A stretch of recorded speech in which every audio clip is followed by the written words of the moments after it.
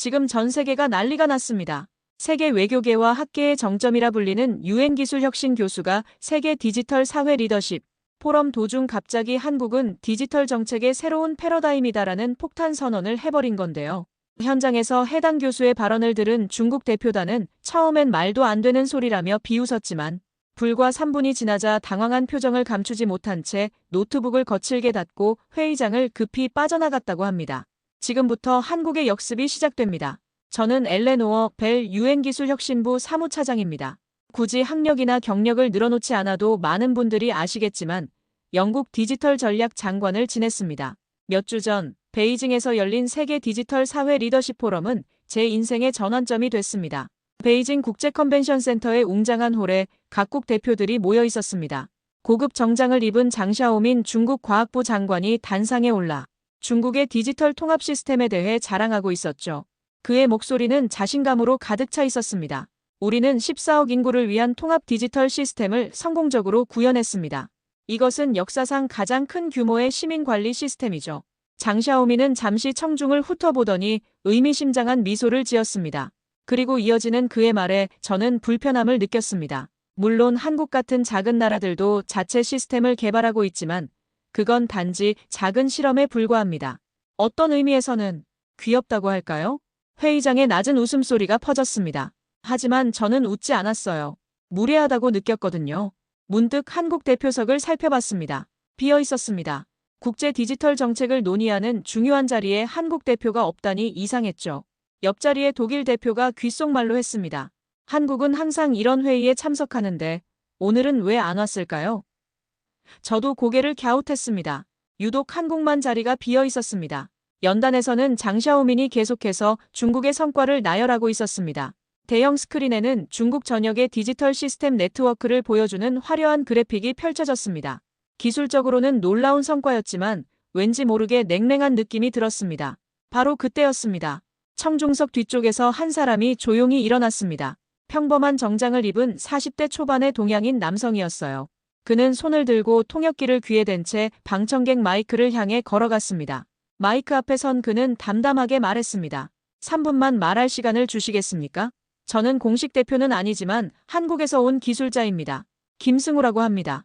장샤오민의 얼굴에 짜증이 스쳤습니다. 사회자는 당황했고 잠시 망설였습니다. 고위급 국제회의에서 민간인이 갑자기 발언권을 요청하는 것은 매우 이례적인 일이었으니까요. 하지만 저는 호기심이 생겼습니다. 한국 대표가 없는 자리에서 이 사람이 왜 갑자기 말하고 싶어 하는지 궁금했습니다. 사회자를 향해 살짝 고개를 끄덕였고 다른 패널들도 특별한 이의를 제기하지 않았습니다. 김승우는 차분하게 단상으로 걸어갔습니다. 회의장 안에 수백 명의 고위 외교관들과 기술 장관들 앞에서도 그는 전혀 위축되지 않는 모습이었습니다. 그의 눈빛은 확신에 차 있었고 침착했습니다. 모든 이들의 시선이 김승우에게 집중되었습니다. 나도 모르게 의자 끝에 앉아 몸을 앞으로 기울였습니다. 무슨 말을 할까? 어떤 반박을 할까? 장내에는 묘한 긴장감이 감돌았습니다. 유엔 사무차장으로서 수많은 국제회의에 참석했지만 이렇게 예상치 못한 상황은 드물었습니다. 그 순간 저는 이 한국인의 조용한 개입이 단순한 항의가 아니라 뭔가 더 깊은 메시지를 담고 있을 것이라는 예감이 들었습니다. 김승우는 단상에 올라 한국어로 인사했고 통역이 동시에 이루어졌습니다. 그리고 그가 꺼낸 것은 다름 아닌 투명한 유리컵이었습니다. 그 안에는 무색의 액체가 담겨 있었죠. 물이었습니다. 그는 그 컵을 높이 들어 보이며 질문했습니다. 이것이 무엇인지 아십니까? 회의장에 어색한 침묵이 흘렀습니다. 장샤오민은 약간 짜증 섞인 표정으로 물이겠죠. 뭐겠습니까? 라고 대답했습니다. 김승우는 고개를 끄덕였습니다. 맞습니다. 서울의 수돗물입니다. 그리고 그는 회의장 안의 모든 사람들 앞에서 그 물을 한 모금 마셨습니다. 순간적으로 회의장이 더욱 조용해졌습니다. 일부 대표들은 의아한 표정을 지었습니다. 한 컵의 물이 이 중요한 회의와 무슨 관련이 있다는 것일까요? 김승우는 자신의 스마트폰을 꺼내 회의장 대형 스크린에 연결했습니다. 앱 하나를 시작했고 화면에는 실시간으로 서울 각 지역의 수질 정보가 뜨기 시작했습니다. 상세한 수질 분석표와 함께 정수장 CCTV 영상이 실시간으로 송출됐습니다. 이 앱은 누구나 무료로 다운로드할 수 있습니다. 서울 시민이라면 자신의 집 근처 수돗물의 상태를 실시간으로 확인할 수 있습니다. pH부터 납, 구리 같은 중금속, 미세 오염물질 수치까지 모두 공개됩니다. 김승우는 화면을 넘겨 정수장의 CCTV 영상을 보여주었습니다. 이것은 서울시 정수장의 실시간 CCTV입니다. 24시간 시민들에게 공개되고 있습니다. 수질 검사 데이터도 자동으로 측정되어 수정이 불가능합니다. 공무원들도 이 데이터를 바꿀 수 없습니다. 회의장 내부의 분위기가 미묘하게 변했습니다. 처음에 냉소적인 태도가 점차 집중력 있는 관심으로 바뀌고 있었습니다. 저도 모르게 메모장을 꺼내 필기하기 시작했습니다. 김승우의 목소리는 점점 더 확신에 차 있었습니다. 우리의 시스템은 기술이 아니라 시민 신뢰에 기반합니다. 한국의 디지털 시스템은 정부가 시민을 감시하는 것이 아니라 시민이 정부를 감시할 수 있도록 설계되었습니다. 그 말을 듣는 순간 제 심장이 멈춘 것 같았습니다. 30년간 디지털 정책을 다루면서도 이런 관점은 생각해 본 적이 없었습니다. 우리는 항상 시스템의 효율성, 보안성, 확장성을 고민했지만 신뢰를 중심에 둔 시스템을 구축한다는 발상은 없었습니다. 김승우는 계속해서 설명했습니다. 한국의 디지털 시스템은 기술적으로는 복잡하지 않습니다. 하지만 우리는 모든 과정에서 투명성을 최우선으로 합니다. 시민들은 정부가 자신의 데이터를 어떻게 사용하는지 실시간으로 확인할 수 있습니다. 그의 말 한마디 한마디가 제 머릿속에 깊이 각인되었습니다. 그동안 제가 구축했던 시스템들은 모두 정부의 효율성과 통제력을 높이는 데 초점이 맞춰져 있었습니다. 하지만 한국의 접근법은 정반대였습니다. 시스템의 주도권을 시민에게 돌려주는 것이었습니다.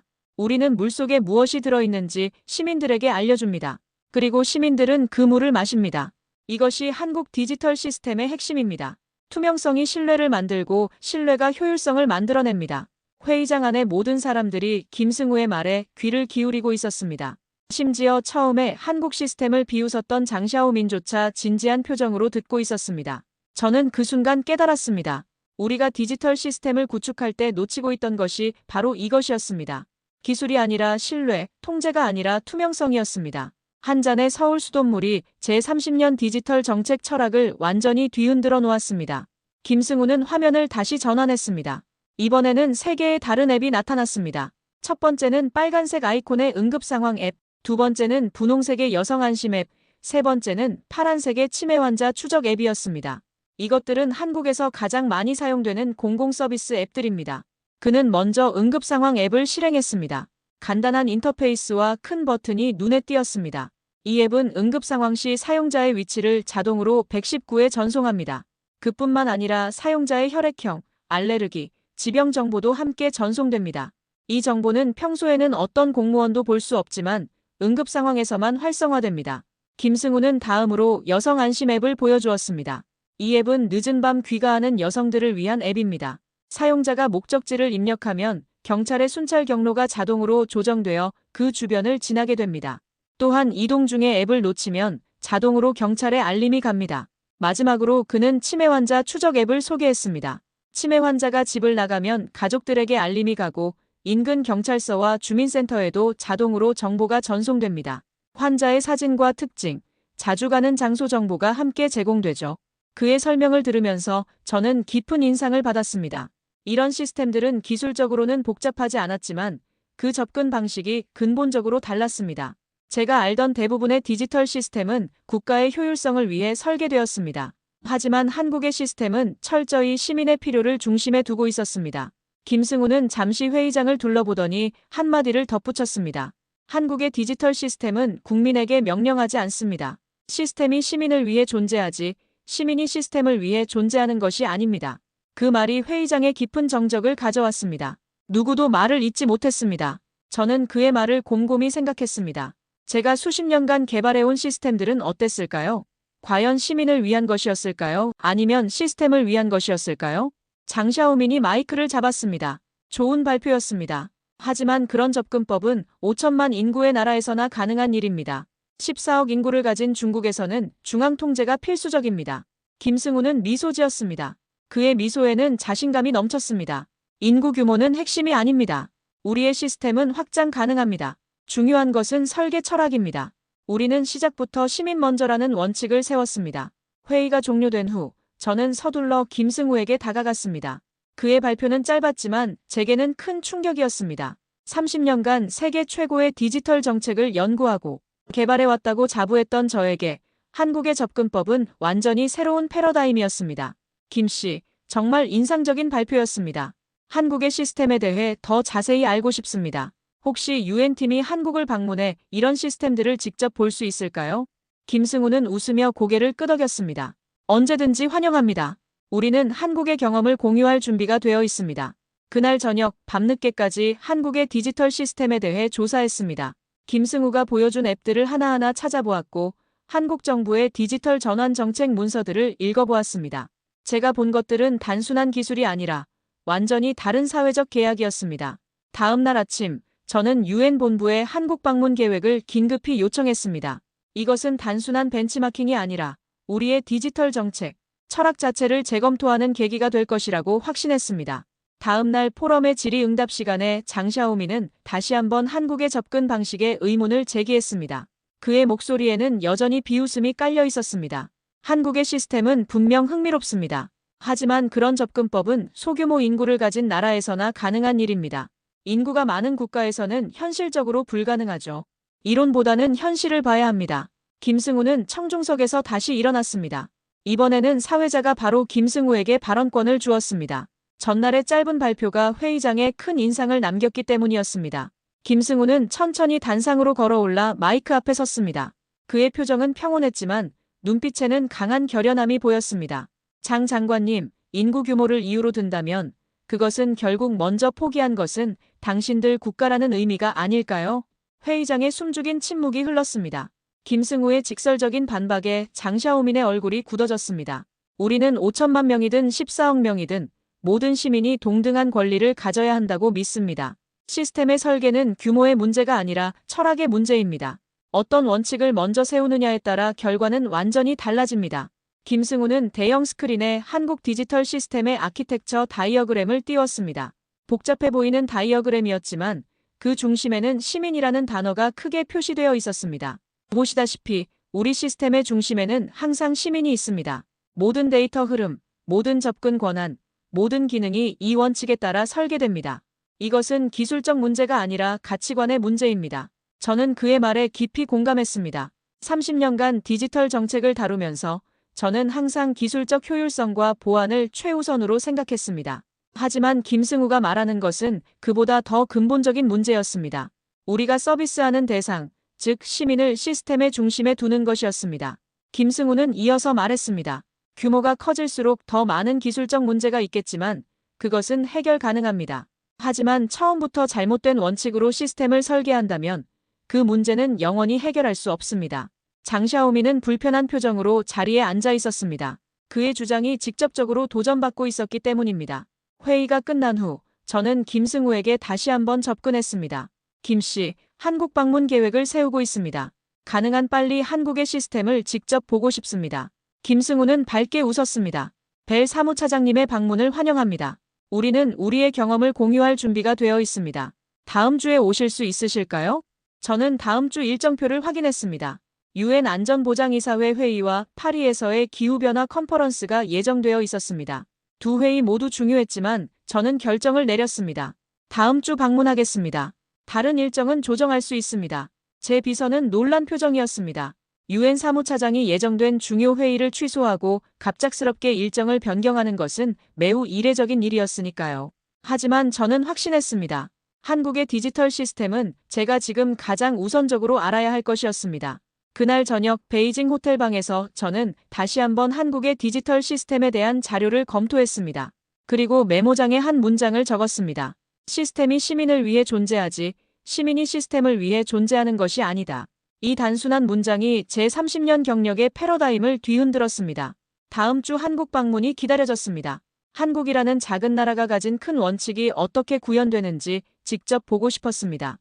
일주일 후 저는 서울 인천공항에 도착했습니다. 30년 경력의 고위 관료로서 세계 각국을 방문했지만 이번 방문은 특별했습니다. 저는 가르치러 온 것이 아니라 배우러 왔기 때문입니다. 김승우는 공항에서 저를 맞이했습니다. 그와 함께 젊은 여성도 있었습니다. 벨 사무차장님 환영합니다. 이분은 박지은 씨입니다. 서울시 디지털 정책과의 20대 엔지니어입니다. 이번 방문 일정 동안 저희와 함께 하실 겁니다. 박지은은 밝게 웃으며 악수를 청했습니다. 만나서 반갑습니다. 벨 사무차장님. 유엔의 고위 인사를 안내하게 되어 영광입니다. 그녀는 매우 젊어 보였습니다. 아마 20대 중반 정도였을 것입니다. 정부의 주요 시스템을 담당하기에는 너무 젊다고 생각했지만 한국은 분명 그럴 만한 이유가 있을 것이라 생각했습니다. 첫 번째 방문지는 서울시 스마트시티 운영센터였습니다. 대형 스크린들이 벽면을 가득 채운 현대적인 시설이었습니다. 센터장인 김민수는 시스템을 자세히 설명해 주었습니다. 이 화면들은 서울 전역의 교통, 대기질, 수질, 에너지 사용량 등을 실시간으로 보여줍니다. 그리고 모든 시민들도 똑같은 정보를 자신의 스마트폰으로 볼 수 있습니다. 저는 놀라움을 금치 못했습니다. 모든 데이터를 시민들에게 공개한다고요? 보안 문제는 없나요? 김민수는 미소 지었습니다. 물론 개인정보는 제외됩니다. 하지만 시스템의 운영 상태, 도시 인프라의 상태, 행정 서비스의 응답 시간 등은 모두 공개합니다. 이게 우리의 방식입니다. 다음으로 우리는 서울시의 디지털 치매센터를 방문했습니다. 이곳에서는 김승우가 포럼에서 보여준 치매 환자 추적 앱이 어떻게 실제로 작동하는지 볼 수 있었습니다. 센터장은 그동안의 성과를 자랑스럽게 설명했습니다.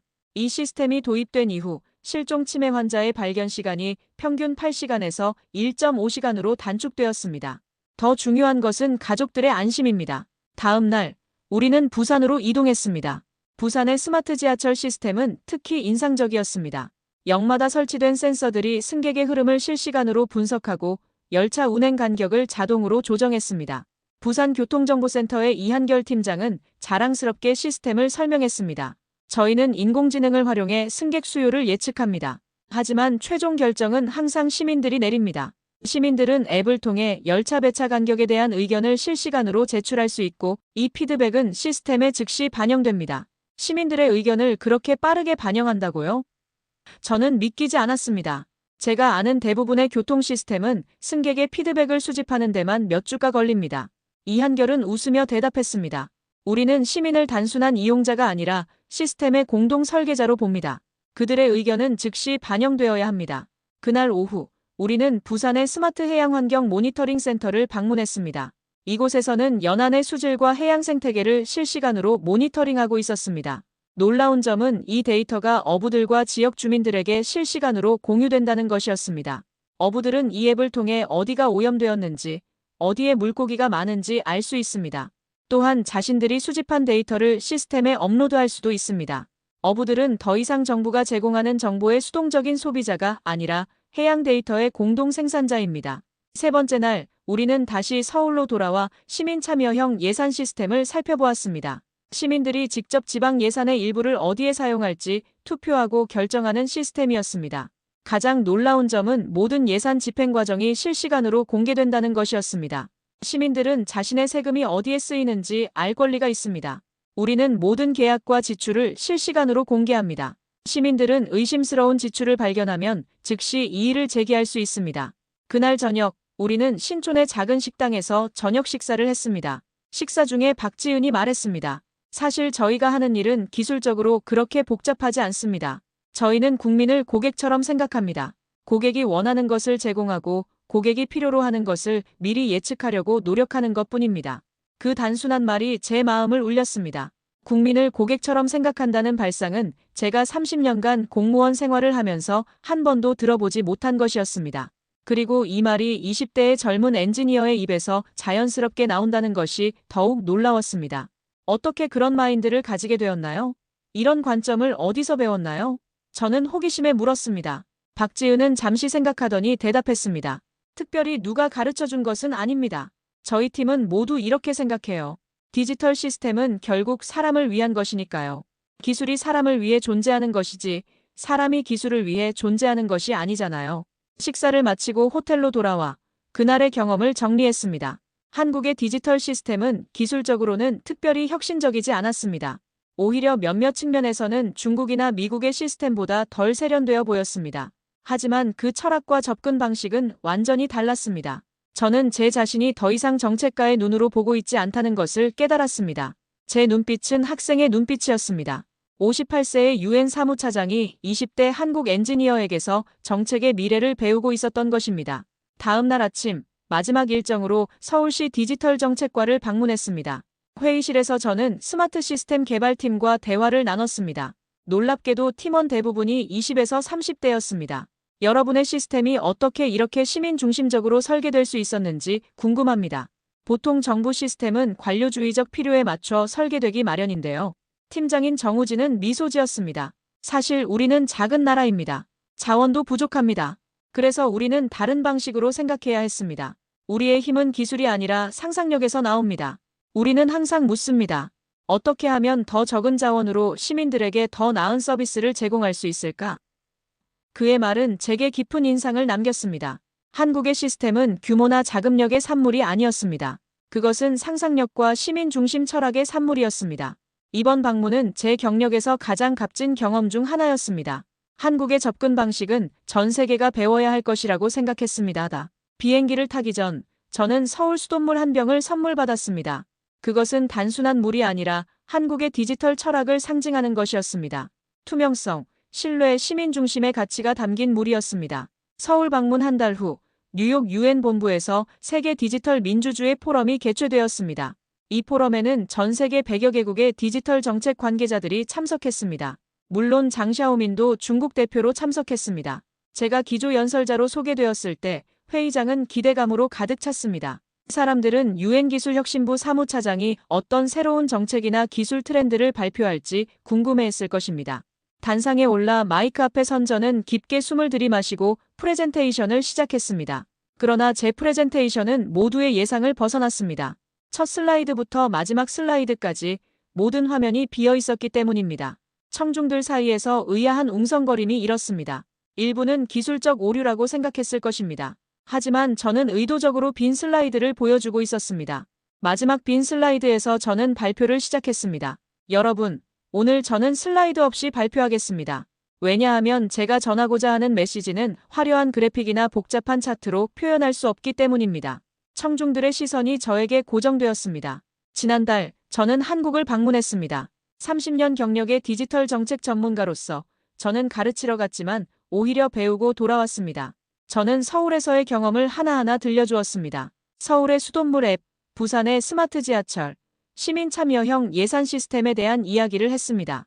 그리고 20대 엔지니어 박지은의 말을 인용했습니다. 우리는 국민을 고객처럼 생각합니다.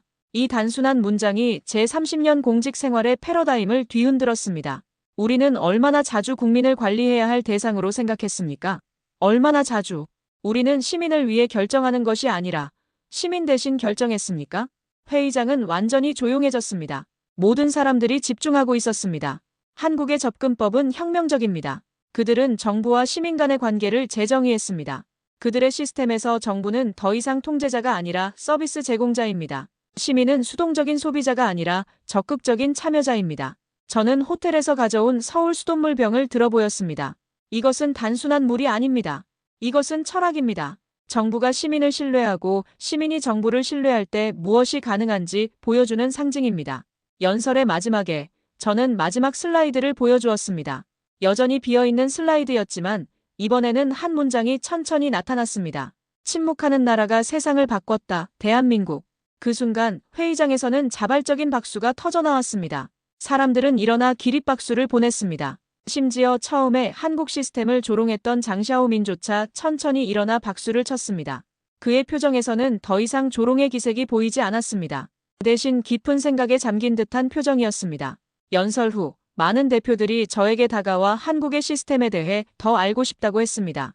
그들은 자국에도 이런 시스템을 도입하고 싶다고 했습니다. 하지만 장샤오민은 제게 다가오지 않았습니다. 그는 잠시 저를 바라보더니 침묵 속에 회의장을 떠났습니다. 그의 표정에서 저는 복잡한 감정을 읽을 수 있었습니다. 그것은 인정과 도전, 그리고 어쩌면 약간의 존경심이 섞인 표정이었습니다. 유엔 사무총장이 한국의 접근법을 유엔 디지털 전략의 핵심 원칙으로 채택하는 방안을 요청하였습니다. 저는 미소 지으며 수락했습니다. 30년 경력의 정책가로서 저는 이제 새로운 관점으로 세상을 바라보게 되었습니다. 연설 이후 몇 개월 동안 전 세계 여러 나라에서 한국의 디지털 시스템을 도입하려는 움직임이 일었습니다. 프랑스, 캐나다, 인도, 브라질 등 많은 나라들이 한국의 시스템을 벤치마킹하기 시작했습니다. 하지만 흥미롭게도 대부분의 국가들은 초기에 실패를 겪었습니다. 그들은 한국의 기술을 복제했지만 같은 성과를 얻지 못했습니다. 저는 이 문제를 깊이 고민했고 결국 유엔 본부에서 각국 디지털 정책 담당자들을 모아 회의를 소집했습니다. 회의에서 저는 직설적으로 이야기했습니다. 여러분, 우리는 한국의 시스템을 잘못 이해하고 있습니다. 우리는 그들의 앱, 그들의 데이터베이스, 그들의 인터페이스를 복제하려고 했습니다. 하지만 한국의 진정한 혁신은 기술이 아니라 철학입니다. 회의장에 있는 사람들은 의아한 표정이었습니다. 예를 들어봅시다. 한국의 수돗물 모니터링 앱은 단순한 앱이 아닙니다. 그것은 정부가 시민들에게 우리는 당신을 신뢰합니다라고 말하는 방식입니다. 한국 정부는 시스템을 도입하기 전에 이미 시민과의 신뢰관계를 구축했습니다. 저는 계속해서 설명했습니다. 우리가 한국에서 배워야 할 것은 기술이 아니라 마음가짐입니다. 한국은 기술을 수출한 것이 아니라 철학을 수출한 것입니다. 그들의 시스템이 작동하는 이유는 코드의 품질이 아니라 그 코드를 작성한 사람들의 마음가짐 때문입니다. 브라질 대표가 질문했습니다. 그렇다면 우리는 어떻게 해야 할까요? 우리는 이미 많은 자금을 투자했습니다. 저는 미소 지었습니다. 기술 이전보다 철학 이전이 먼저입니다. 먼저 여러분의 공무원들이 국민을 고객처럼 생각하는 마인드셋을 가지도록 해야 합니다. 그것이 없다면 아무리 좋은 기술도 효과가 없을 것입니다. 회의가 끝나고 많은 대표들이 깊은 생각에 잠겼습니다. 그들은 깨달았습니다. 한국의 성공을 단순히 복제하는 것은 불가능하다는 것을요. 한국의 디지털 성공은 기술적 혁신이 아니라 사회적, 철학적 혁신의 결과였습니다. 다음 날, 저는 김승우에게 이메일을 보냈습니다. 다른 나라들이 한국의 시스템을 도입하는데 어려움을 겪고 있다는 내용이었습니다. 김승우의 답장은 간결했습니다. 벨 사무차장님, 기술은 쉽게 복제할 수 있지만 마음은 그렇지 않습니다. 우리의 시스템이 작동하는 이유는 우리 사회가 오랜 기간 동안 신뢰와 투명성의 가치를 중요시해왔기 때문입니다. 다른 나라들이 성공하려면 먼저 그들 자신의 문화적 맥락에서 이러한 가치를 발전시켜야 합니다. 그의 말은 제게 깊은 통찰을 주었습니다. 한국의 성공은 하루아침에 이루어진 것이 아니었습니다. 그것은 오랜 시간에 걸친 사회적 합의와 문화적 진화의 결과였습니다. 이 깨달음을 바탕으로 저는 유엔의 디지털 전략을 수정했습니다. 우리는 더 이상 특정 기술이나 시스템을 권장하지 않고 대신 각 국가가 자신들의 문화적 맥락에서 시민 중심의 철학을 발전시키도록 돕기 시작했습니다. 그리고 놀랍게도 이 접근법은 효과가 있었습니다. 몇 개월 후 여러 나라들이 자신들만의 고유한 시민 중심 시스템을 개발하기 시작했습니다. 그들은 한국의 시스템을 그대로 복제하지 않고 한국의 철학을 자신들의 방식으로 해석하고 적용했습니다. 그 차이는 엄청났습니다. 유엔 본부에서 열린 세계 디지털 민주주의 정상회의의 마지막 날이었습니다. 이번 회의는 전례 없이 많은 국가와 기관의 참여로 성황을 이루었습니다. 주요 의제는 K-시민 시스템을 글로벌 표준안으로 채택하는 것이었습니다. 저는 유엔 기술혁신부 사무차장으로서 회의를 주재했습니다. 2년 전 베이징 포럼에서 김승우를 처음 만났을 때와 비교하면 세계의 디지털 정책 지형은 완전히 달라져 있었습니다. 여러분, 오늘 우리는 역사적인 결정을 앞두고 있습니다. K-시민 시스템의 핵심 원칙을 유엔 디지털 거버넌스 표준으로 채택하는 안건에 투표할 것입니다.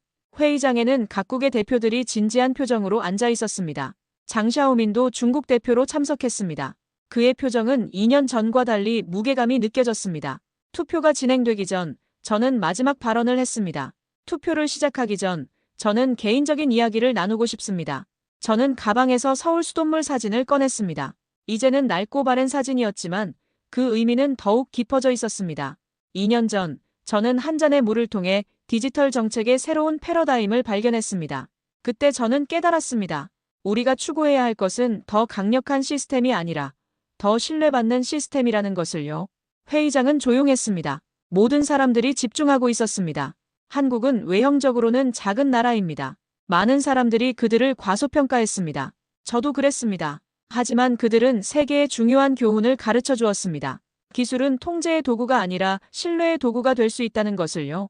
저는 회의장을 둘러보았습니다.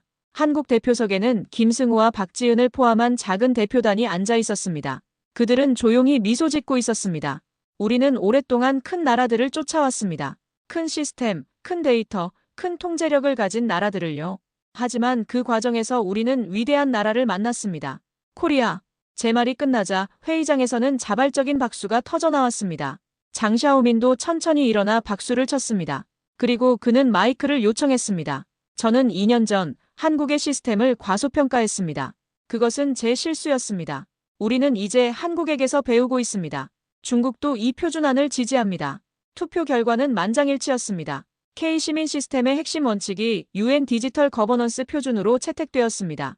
회의장을 나서면서 저는 문득 한 가지 재미있는 사실을 깨달았습니다. 오늘 회의에 참석한 모든 국가 중에서 한국 대표단이 가장 적은 발언을 했습니다. 그들은 대부분의 시간 동안 조용히 듣고만 있었습니다. 그리고 이것이 바로 그들의 방식이었습니다. 말보다 행동으로, 주장보다 증명으로 세계를 이끄는 방식이었습니다. 그들은 우리에게 중요한 교훈을 주었습니다. 강대국이 되는 것은 크기나 힘이 아니라 철학과 가치에 관한 것입니다. 뉴욕에서의 마지막 날, 지난 2년을 되돌아보았습니다. 유엔 기술혁신부 사무차장으로서 저는 수많은 국가의 디지털 정책에 관여해왔습니다. 그 과정에서 저는 기술의 진정한 의미를 새롭게 이해하게 되었습니다. 기술은 단순한 도구가 아니었습니다. 그것은 우리 사회의 가치와 철학이 반영된 거울이었습니다. 그리고 한국은 그 거울에 시민 신뢰라는 아름다운 가치를 비추어 보여주었습니다. 세계에는 시끄러운 국가들이 많습니다. 크고 강력한 목소리로 자신의 존재를 알리는 국가들이요. 하지만 조용히 말하는 국가는 하나뿐이었습니다. 그리고 그들의 조용한 목소리가 결국 가장 큰 변화를 가져왔습니다. 유엔으로 돌아가는 비행기 안에서 저는 보고서를 작성하기 시작했습니다. 제목은 간단했습니다. 가장 조용한 강대국 한국의 디지털 시민 철학과 그 세계적 영향. 보고서의 마지막 문장을 쓰면서 저는 미소 지었습니다. 우리는 큰 나라를 쫓았지만 위대한 나라를 만났습니다. 코리아. 그렇게 저의 여정은 끝이 아닌 새로운 시작이 되었습니다. 오늘 이야기는 여기까지입니다. 오늘의 이야기가 마음에 닿았다면 구독과 좋아요로 함께 해주세요. 감사합니다.